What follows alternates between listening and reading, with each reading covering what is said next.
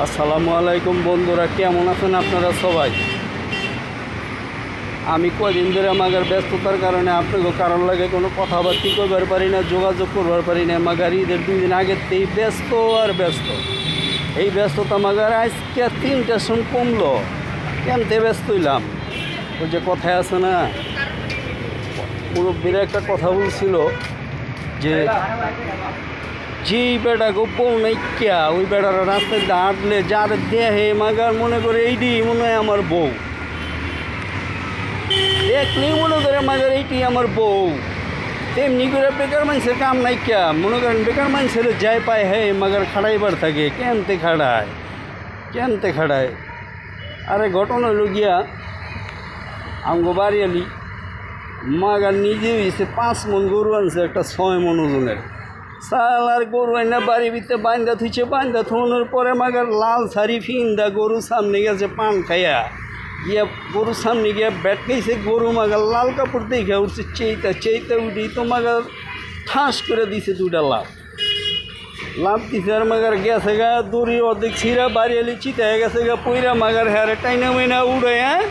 এই গরু বান্ধা মুন্দা মাগার থুইয়া আবার গেলাম আর এক জায়গায়। এখানে মানে আমি ছোট্ট একটা সংগঠনে কাম করি, তো সংগঠনের আবার একটা গরু আনছে। এই গরু মাগার কাইটা মাইটা সব বাগবাট্টা কইরা গুছ গাছ কইরা কর্মীগো বাসায় পৌঁছাইয়া দেওয়ান পর্যন্ত মাগার আমার দায়িত্ব। এমনি এমনি করতে করতে মাগার ঈদের দিন রাত বাইরে গেছে 12টা।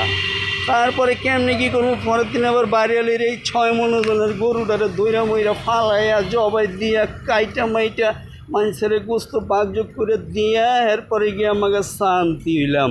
শান্তি কেমতে হইলাম, এরপর আবার আত্মীয় স্বজনের বাড়ি যাওয়ান লাগছে না। আত্মীয় স্বজন মাগার দাওয়াত দিছে, না গেলে কেমনি হয়, খারাপ দেখা যায় না। এর লিগে মাগার আবার আত্মীয় স্বজনের বাড়ি গেলাম। আত্মীয় স্বজনের বাড়ি বেড়াইতে মনে করেন যে অবস্থা আমাকে খারাপ হয়ে গেছে। গরম আর গরম, খাইতে আমাদের ফুলে গেছে কদিন ধরে। এর লিগে আমাদের অনেক ব্যস্ত। আপনাগুলোকে কথাবার্তা কইতে পারি না, সাক্ষাৎ করতে পারি না। বন্ধুরা, আপনারা মনে কিছু করেন না।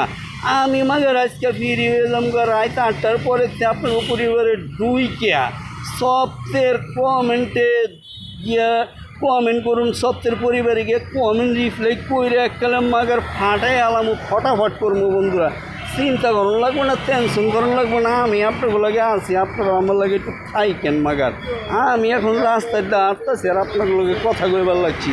মানে ওই লুগে এক জায়গায় দাওয়াত খেয়ে আইতেছি আর আপনাগুলোকে কথা কইতেছি। আর এই যে রাস্তার পরিবেশটা মাগার আমি একটু দেখাইবার লাগছি যে কে এই অবস্থা রাস্তার। তবে গাড়ি বেশি একটা নাই গা মাগার, রাস্তা ফাঁক।